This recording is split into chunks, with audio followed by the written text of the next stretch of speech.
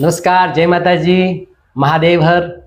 મિત્રો, આજે નવી સફરમાં છે હિંમતનગરથી એક સરસ મજાના કલાકાર મારે ત્યાં પધારે છે અને આજે એમનું પોડકાસ્ટ કરવાનું છે, એમનું ઇન્ટરવ્યૂ કરવાનું છે. તો ખૂબ જ ધમાકેદાર ઇન્ટરવ્યૂ કરવાનું છે. પણ એ પહેલાં મારા દર્શકોને થેન્ક યુ કહીશ. થેન્ક યુ એટલા માટે કે અવિરતપણે તમારો સાથ અને સહકાર જે તમે આપ્યો છે આપણી ગુજરાતી રંગમંચ ચેનલમાં, એ બદલ ખૂબ ખૂબ આભાર. તો આવો મળીએ એવા જાબાજ, ટેલેન્ટેડ અને સંઘર્ષવાન કલાકારને. જય માતાજી. જય માતાજી. સર, આજે તમે ઘણે દૂરથી આજે મારા ત્યાં પધારે, તો પહેલાં તો ખરેખર તમને થેન્ક યુ કહીશ, તમારો આભાર.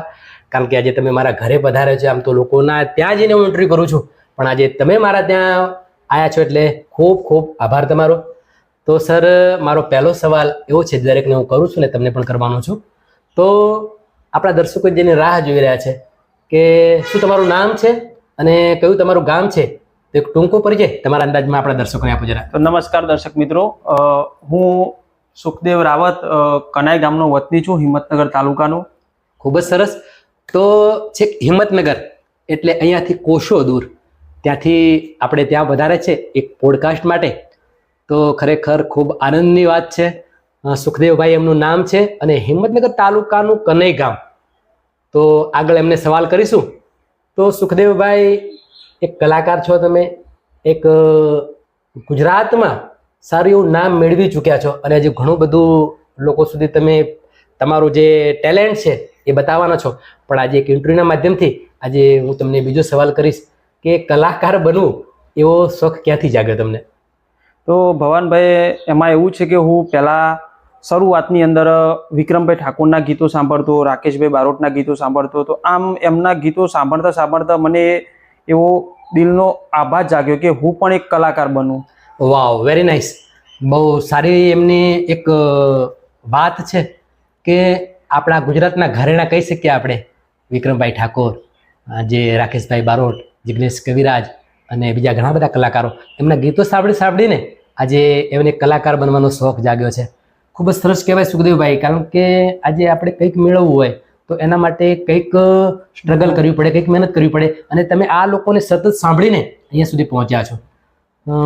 અભ્યાસ કેટલો કર્યો છે? ભવાનભાઈ, હું 12મું ધોરણ સુધી 12મું ધોરણ કર્યું. એના પછી SY, FY, TY કોલેજ પણ કરી, BBA, BCA, BSW કર્યું. વાવ, સારી એવી પદવી મેળવી ચૂક્યા છે, સારી એવી સ્ટડી પણ કરી ચૂક્યા છે. પણ કલાકાર એક એમની શોખ છે, એમનો અલગ એક ઇન્ટરેસ્ટ છે.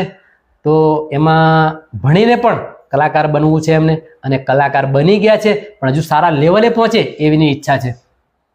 સુખદેવભાઈ, મારે એવું કહેવું છે કે તમે ભણવાની સાથે સાથે એક કલાકાર બનવા તમે માગ્યા છો.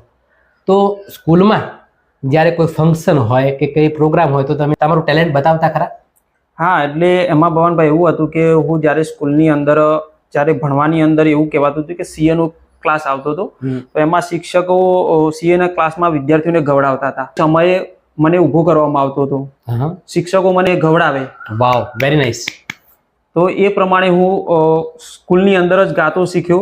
અને એના પછી એવું કહેવાય કે નવરાત્રિના પ્રોગ્રામની અંદર પણ હું ગામે ગામ ગાવા જતો. બરાબર. એ પ્રમાણે પછી આગળ જતા લાઈન ચાલી મારી. ખૂબ જ સરસ સુખદેવભાઈ, તમારી સ્ટ્રગલ મેં આપણા ઇન્ટરવ્યૂ પહેલાં મેં જાણ્યું હતું કે તમારી ખૂબ જ આમાં મહેનત છે, ખૂબ સ્ટ્રગલ કરી છે તમે, ઘણી બધી મુસીબતો વેઠીને આજે તમારું આ કાર્ય તમે જોઈન્ટ રાખ્યું છે. સુખદેવભાઈ, તમારી ફેમિલીમાં કોણ કોણ છે?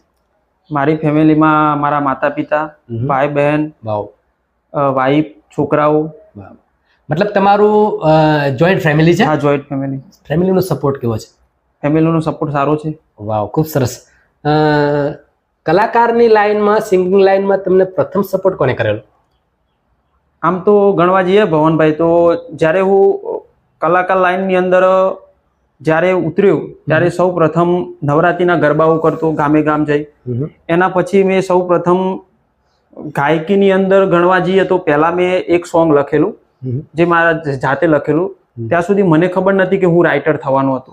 વાવ. પહેલા મેં એક સોંગ લખેલું, ને સોંગ લખ્યા પછી જ્યારે મારા ગામના લોકોનો સપોર્ટ લીધો, એમાં મારા ગામના લોકો ઠાકોર સમાજના એક ભાઈ હતા, એક વાઘેલા દેવી પૂજક સમાજના ભાઈ હતા, વાવ. એક મારા સમાજના ભાઈ હતા. તો આ લોકોએ બધા જોડે રહીને એવું નક્કી કર્યું કે સુખદેવને આપણે બધા ભેગા મળી સ્ટુડિયોમાં લઈ જઈએ. વાવ. તો એ લોકો મને લઈ પણ ગયા હતા. તો મારી આર્થિક પરિસ્થિતિના લીધે હું રેકોર્ડિંગ નહોતો કરી શક્યો. વાવ. એના પછી મારો એક વિડીયો વાયરલ થયો. તો વિડીયો વાયરલ થવાના માધ્યમથી એક રમેશભાઈ ઠાકોર કરીને કલાકાર હતા. તેમનો મારો વિડીયો જોયો અને જોઈને એમને મારો કોન્ટેક્ટ કર્યો અને મારો કોન્ટેક્ટ કરીને મારા ગામ સુધી આવ્યા. વાહ, સરસ તમારી જર્ની છે. કારણ કે ઘણા બધા લોકોના સપોર્ટથી આજે તમે એક સ્ટુડિયો સુધી પહોંચ્યા. પણ એક સરસ વાત તો એ કહેવાય કે તમે એક કલાકારની સાથે એક સિંગરની સાથે સાથે રાઇટર પણ છો. એ મને હાલ ખબર પડી. કારણ કે તમે લખી પણ શકો છો. કારણ કે લખવું એ થોડું અઘરું છે, પણ તમને પ્રેરણા મળી છે તો ખરેખર તમારા માટે ખૂબ ભાગ્યની વાત કહેવાય. સર, જાણી શકું તમારું પ્રથમ સોંગ તમે કયું રેકોર્ડિંગ કરવા જઈ રહ્યા હતા? પ્રથમ મારું સોંગ એવું કે આલ્બમ મારો રેકોર્ડિંગ કરવામાં આવ્યો હતો, જેનું નામ છે આલાપ હતો મારો પહેલો. એ સાધના સ્ટુડિયો સલાલમાં રેકોર્ડિંગ પ્રવીણભાઈ રાવતના સ્ટુડિયોમાં કરેલું હતું. વાવ, ખૂબ સરસ. એ સોંગના જરા થોડા શબ્દો આપણે ગાઈને આપણા દર્શકોને સંભળાવીશું. હા, પાવર રાખીને તમે મોજમાં ફરો છો, પાવર રાખીને તમે મોજમાં ફરો છો, નક્કી રાખજો રે ગોડી નજરમાં ફરો છો, નક્કી રાખજો રે મારી નજરમાં ફરો છો. વાહ વાહ વાહ, સુખદેવભાઈ, ખરેખર તમારો અવાજ માં સરસ્વતી તમારા ગળામાં બિરાજમાન છે તો આટલું સારું ગાઈ શકો છો. પણ સુખદેવભાઈ, તમને બીજું શું શું ગાવું ગમે? ગાવું તો અત્યારે હું પ્રોગ્રામમાં જાઉં તો રાકેશભાઈના ગીતો પણ ગાઉં છું અને મારા પોતાના પર્સનલ પણ ગીતો ગાઉં છું. શું ગાવું ગમે તમને? લોકગીત, લગ્ન ગીત, ભજન, રાસ, ગરબા, એમાં શું શું વધારે ગાવું ગમે તમને? ગરબા. ગરબા. વાવ. તો મિત્રો, સુખદેવભાઈ રાવત એટલે ગુજરાતનું ઘરેણું બનવા જઈ રહ્યું છે અને એમાં આપણે સપોર્ટ કરવાનો છે. કારણ કે એક મધ્યમ વર્ગમાંથી પોતે બિલોંગ કરે છે અને આજે આપણે એમને સપોર્ટ આપીશું તો એમનું સપનું પૂરું થશે. એટલે ખૂબ સરસ ગાયકી છે એમની. તો મિત્રો, 100% એમને સપોર્ટ કરજો. તમારા કોઈ ફંક્શનમાં, તમારા કોઈ પ્રોગ્રામમાં, તમારા કોઈ પણ કાર્યમાં 100% એમને ઇન્વોલ્વ કરજો, જેથી કરીને સરસ મજાની તમને મોજ કરાવશે અને સપોર્ટ કરજો. સપોર્ટ કરશો તો જ એમનું સપનું પૂરું થશે. સુખદેવભાઈ, આપણા દર્શકોને શું કહેશો, જે કારણ કે આપણને સપોર્ટ કરી રહ્યા છે, આપણને આગળ લાવવાનો પ્રયાસ કરી છે, દર્શકો હોય તો જ આ બધું શક્ય છે, તો એમને શું કહેશો જરા? તો જય માતાજી મિત્રો, જય શ્રી રામ. મારા દર્શકોને એટલું જ કહેવા માંગુ છું કે હું બહુ જ મહેનત કરી રહ્યો છું, જાતે સોંગ પણ લખી રહ્યો છું અને દર્શકોને મારા સોંગ પણ આપી રહ્યો છું. અને સંગીતના દરેક કામકાજ સુધી હું બીજા પણ લોકોને સપોર્ટ કરું છું. તો હું મારા દર્શકોને એટલું કહેવા માંગુ છું કે જેવું હું લોકોને સપોર્ટ કરું છું, નાના કલાકારોને પણ હું સપોર્ટ કરું છું, એમને પણ સોંગ લખી આપું છું, ડાયરેક્ટરનું પણ કામ કરું છું. તો તમે પણ મને એવો સપોર્ટ કરો કે મને નહીં, દરેક કલાકારને સપોર્ટ કરો, એવું મારા દર્શકોને કહેવું છે. વાહ વાહ, ખૂબ સરસ સુખદેવભાઈ. તમારો ભાવ જે છે એ આજે એક લોકોને હેલ્પ થવાનો છે અને એ હેલ્પ કરતાં કરતાં કદાચ તમે પણ તમારું સપનું જે છે એ પૂર્ણ કરી શકશો. હમણાં વાત કરી કે તમને વધારે ગરબા ગાવા ગમે, તો સરસ મજાનો હવે ટૂંક સમયમાં નવરાત્રીનો માહોલ આવવાનો છે, તો સરસ મજાનો ગરબો તમારા મુખે મારે સાંભળવો છે ને મારા દર્શકોને સંભળાવવો છે. હે ચહેરા મારું સપનું પૂરું કરશે, કરશે. વાહ હે મારી ચહેરા મારું સપનું પૂરું કરશે, મારો લાખો પગાર રેણી કેણી જોઈએ દુનિયા કરશે રે સલામ, રેણી કેણી જોઈએ દુનિયા કરશે રે સલામ. વાહ વાહ વાહ, સુખદેવભાઈ, તમને સાંભળવાની ખરેખર મને ખૂબ જ મજા આવે છે. સાંભળ્યા જ કરું. પણ ઇન્ટરવ્યુના માધ્યમથી આપણે સવાલ કરતા જઈએ છીએ અને તમને થોડા સાંભળતા જઈએ છીએ.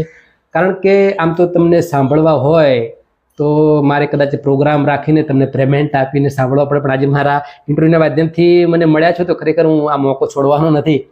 કારણ કે સરસ મજાનું તમારો અવાજ અને સરસ મજાના તમે ગીતો ગાઈ લો છો. સુખદેવભાઈ, મારે એક બીજો પ્રશ્ન એવો કરવો છે કે આજે ગુજરાતમાં અસંખ્ય કલાકારો છે અને અસંખ્ય કલાકારોના ગીતો લોકો સાંભળતા હોય છે, પણ તમારો ફેવરેટ કલાકાર કયો જે તમને ખૂબ જ ગમતો હોય? એમ કલાકારો બધા સારા જ હોય છે, પણ એમાં તમારો કોઈ ફેવરેટ કે જેને વારંવાર તમે સાંભળતા હોય, વારંવાર એને યાદ કરતા હોય, એવો કોઈ કલાકાર? મારા ફેવરેટ કલાકાર છે ભવનભાઈ. ઇન્ટરવ્યુના માધ્યમથી કહેવા માંગુ છું કે રાકેશભાઈ બારોટ, કારણ કે એમની પ્રેરણાથી જ હું આગળ આવ્યો છું. વાહ, અને વિક્રમભાઈ ઠાકોર. ક્યા બાત હે.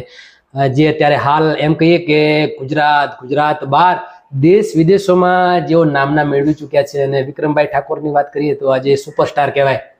આજે ઇન્ડિયામાં લોકો એને સુપરસ્ટાર તરીકે ઓળખે છે.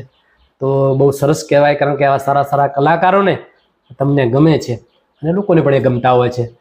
સુખદેવભાઈ, જ્યારે તમે કલાકાર બનવાનું વિચાર્યું ત્યારે તમને ખબર હતી કે આજે ગુજરાતી રંગમંચમાં કોઈ દિવસ તમારો ઇન્ટરવ્યૂ થશે?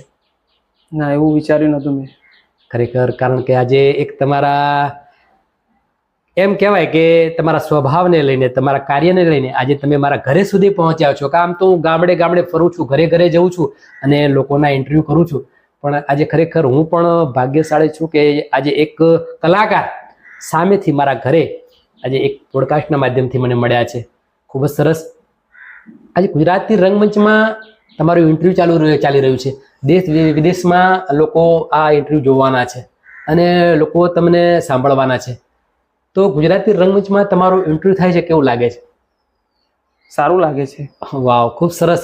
Thank you so much. તમારો ખૂબ ખૂબ આભાર.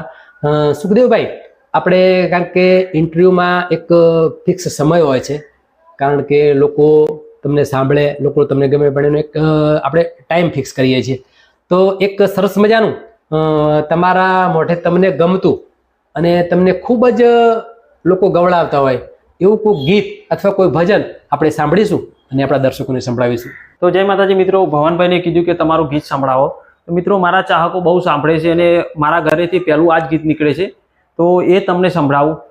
ઢેલડી નગર મોદા, ઢેલડી નગર મોદા, ઢેલડી નગરનો રણશીરાજીઓ,